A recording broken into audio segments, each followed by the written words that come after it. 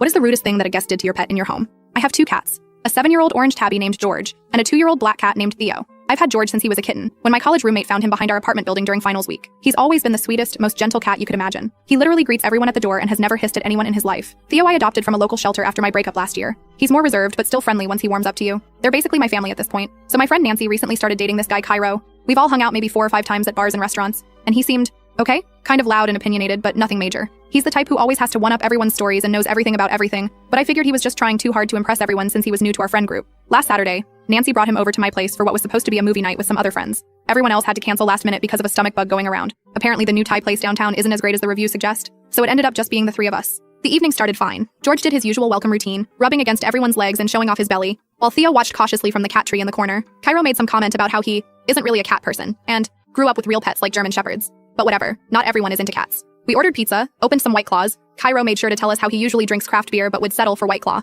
and put on the new show everyone's been talking about. About an hour in, I went to the kitchen to get more snacks and make some popcorn. I heard this weird sound from the living room, not quite a meow, more like a distressed chirp. At first I thought maybe George had just knocked something over. He sometimes gets excited when there's popcorn. But then I heard it again. When I came back, I found Cairo literally spraying George with my Plant Mister bottle that I keep on the coffee table. George was huddled in the corner near my TV stand, completely soaked and terrified, while Cairo was laughing like it was the funniest thing ever. What are you doing? I nearly dropped the entire bowl of popcorn. Cairo just shrugged like it was nothing. He kept trying to sit on the couch with us. Cats don't belong on furniture, they spread diseases. My mom never allowed it. You really shouldn't either, it's kind of gross. Nancy looked uncomfortable but didn't say anything. She just kept staring at her phone like she was trying to disappear into it. George, my sweet boy who had never hurt anyone, was literally shaking. Theo had disappeared completely. Found him hours later hidden behind the washer. Poor baby wouldn't even come out for treats. Are you kidding me? This is my house and these are my cats. You don't get to decide where they can and can't go. Who does this in someone else's home? Geez, calm down. Cairo rolled his eyes. It's just water. You're acting like I hurt him or something. Cats need discipline. They're animals, not people. You're obviously too soft with them. That's when I noticed George's food bowl was empty. Not just eaten, but gone. And his water fountain wasn't in its usual spot either. Where's George's bowl? And the water fountain? Oh, I put it all in the kitchen while you were in the bathroom earlier, Cairo said.